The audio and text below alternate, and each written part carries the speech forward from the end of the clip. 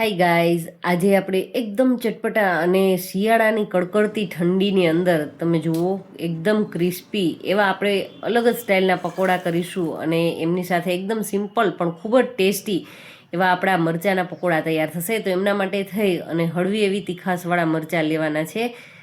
અને મરચાંને આપણે એમાં કટ ખાસ જુઓ કે મરચાંને બિલકુલ કટ લગાવવાનું નથી. આપણે આખા મરચાં છે ધોઈ અને સારી રીતે લૂછી અને લઈ લીધા છે. અને હવે આપણે થોડુંક બેસન લઈશું. તો જેટલી આપણી પાસે મરચાંની ક્વોન્ટિટી છે એ પ્રમાણે એક નાનું બાઉલ જેટલો બેસન લીધો છે. એમની અંદર સ્વાદ અનુસાર નિમક, અજમો અને ચપટીક બેકિંગ પાવડર લીધો છે. જો બેકિંગ સોડા નથી લીધા, મેં બેકિંગ પાવડર લીધો છે. એમના કારણે આપણા પકોડા છે ને એકદમ ખસ્તા તૈયાર થશે અને એકદમ ક્રિસ્પી અને લાંબો ટાઈમ સુધી એ ક્રિસ્પી રહેશે. તો તમે એકવાર બેકિંગ સોડાનો ઉપયોગ કરવાને બદલે બેકિંગ પાવડરના ઉપયોગથી આ રીતે ચોક્કસથી ટ્રાય કરજો.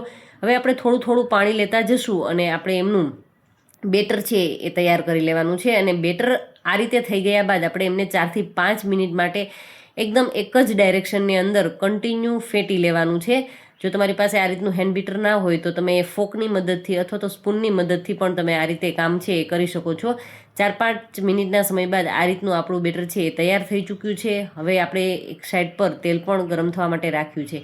હવે જો લાંબો ટાઈમ એમને ક્રિસ્પી રાખવા માટે થઈ અને કોરો બેસન લેશું. જો ખાસ એક ટ્રીક છે કે આપણા પકોડાને આ રીતે કરવા માટે ક્રિસ્પી કરવા માટે થઈ અને પહેલાં કોરા બેસનની અંદર આ રીતે આપણે એમને સારી રીતે ડીપ કરી લેશું. અને હવે આપણી પાસે રહેલું જે બેટર રેડી કર્યું હતું લિક્વિડ ફોર્મવાળું, એમની અંદર એકદમ સારી રીતે કોટ કરી લેવાનું છે. આ રીતે ઉપરથી અને ફરતી બાજુથી એકદમ સરસ મરચું છે એમાં કોટ થઈ જવું જરૂરી છે. અને જો કોઈ મસાલા અત્યારે નથી, તમને લાગશે કે આમાં ટેસ્ટ શું આવશે, પણ આપણે જે આગળ મસાલો એમનો બનાવીશું અને એ મસાલાની સાથે આપણા પકોડા છે ખૂબ જ ટેસ્ટી લાગશે. તમે કોઈ પણ જમણવાર હોય એમની સાથે થોડાક આ રીતના પકોડા છે બનાવી અને સાઈડમાં તમે પીરસશો તો ખાતા કોઈ ઓળખી પણ નહીં શકે કે આ શું છે, મરચાંના છે પકોડા. એટલા ટેસ્ટી પણ બનશે અને ખાવાની ખૂબ મજા આવશે. અને આ શિયાળાની ઠંડીની અંદર એકવાર ચોક્કસથી ટ્રાય કરજો. તો આ રીતે આપણે બધા જ મરચાંને કોરા લોટની અંદર આપણે ડીપ કરીશું. ત્યારબાદ લિક્વિડ ફોર્મવાળું જે છે આપણું મિશ્રણ એમની અંદર આપણે ડીપ કરતું જવાનું છે. અને બસ બધા જ પકોડા છે એમને એકદમ સારી રીતે ફ્રાય કરી લેવાના છે. જો તમે સાઈડ પરથી એ ફ્રાય થાય છે તો તમે જોઈ શકો છો કે એ હળવા છે એ ફાટી ગયા છે, દેખાય છે સાઈડ પરથી. એ બેકિંગ પાવડરની જ કમાલ છે અને એમના કારણે જ આપણા પકોડા છે એકદમ લાંબો ટાઈમ સુધી ખસ્તા રહેશે અને એકદમ કુરકુરા.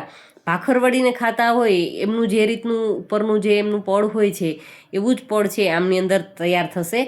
તો આપણે એમને ઝાઝીવાર અત્યારે ફ્રાય નથી કરવાના. આપણે એમને 3 થી 4 મિનિટ માટે મીડિયમ ફ્લેમની ઉપર ફ્રાય કરી લીધા છે.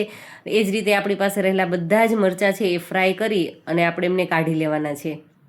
તો આપણી પાસે રહેલા 7-8 નંગ મરચાં હતા એમને એકદમ સારી રીતે ફ્રાય કરી લીધા છે. અને હવે આપણે આ મરચાંને સાઈડ પર રાખી દઈશું ઠંડા થવા માટે. ખાસ કે ગરમા ગરમ આપણે એમને ટુકડા નહીં કરતા, એમને સાઈડ પર રાખી દઈશું. અને આપણે મેં તમને કીધું હતું એ મુજબ ચટપટો મસાલો તૈયાર કરી લેશું.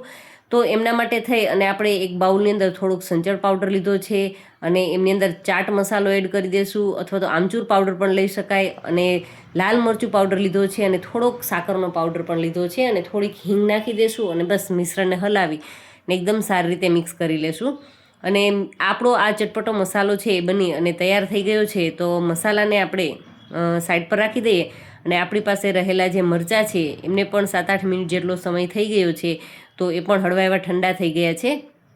તો આ રીતે આપણે એમના મીડિયમ સાઇઝના પીસીસ છે એ તૈયાર કરી લેવાના છે. તો બધામાં આપણે આ રીતે પીસીસ કરી લેશું અને એકદમ સરસ મજાના એમના બધા પીસીસ થઈ જાય. અને અંદરથી પણ તમે જોઈ શકો છો કે એમની રિંગ છે એ પણ બિલકુલ વિખાતી નથી.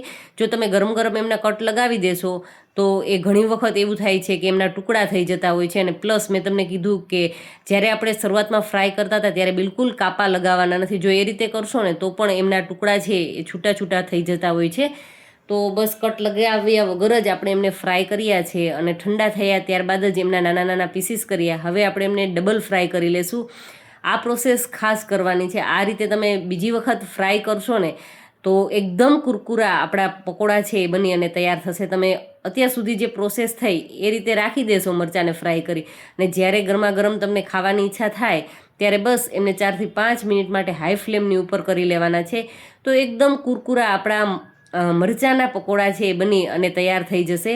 તો અત્યારે 2 બેચની અંદર આપણા પકોડા છે એ ફ્રાય થયા છે. એમને સીધા જ હું તેલમાં નથી લેતી, કારણ કે એમને કાઢવામાં પણ આસાની રહેશે અને એ વધારે વિખરાશે પણ નહીં. અને પ્લસ એમની અંદર જો બીજનો ભાગ હશે ને તો એ પણ જો તમે જોઈ શકો છો કે તેલની અંદર જતો રહેશે, એટલે ખાવામાં પણ કોઈ મુશ્કેલી નહીં થાય. તો ખૂબ જ કુરકુરા અને ક્રિસ્પી એવા આપણા મરચાંના પકોડા બની અને તૈયાર થઈ ગયા છે. તમે એમનો અવાજ પણ સાંભળી શકો છો.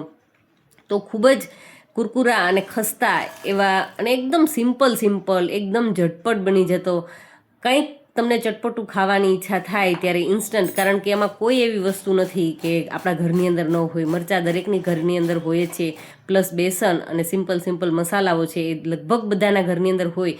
એવા જ સરસ મજાના સિમ્પલ મસાલાની સાથે એકદમ કુરકુરા, ચટપટા અને ક્રિસ્પી એવા આપણા પકોડા છે બની અને તૈયાર થઈ ગયા છે. તો વિડીયો ગમ્યો હોય તો વિડીયોને લાઇક ચોક્કસથી કરજો, અને ચેનલને હજુ સુધી સબસ્ક્રાઈબ ન કરી હોય તો ચેનલને ચોક્કસથી સબસ્ક્રાઈબ કરી લેજો, કારણ કે સબસ્ક્રાઈબ કરવું બિલકુલ ફ્રી છે. Thank you for watching this videos.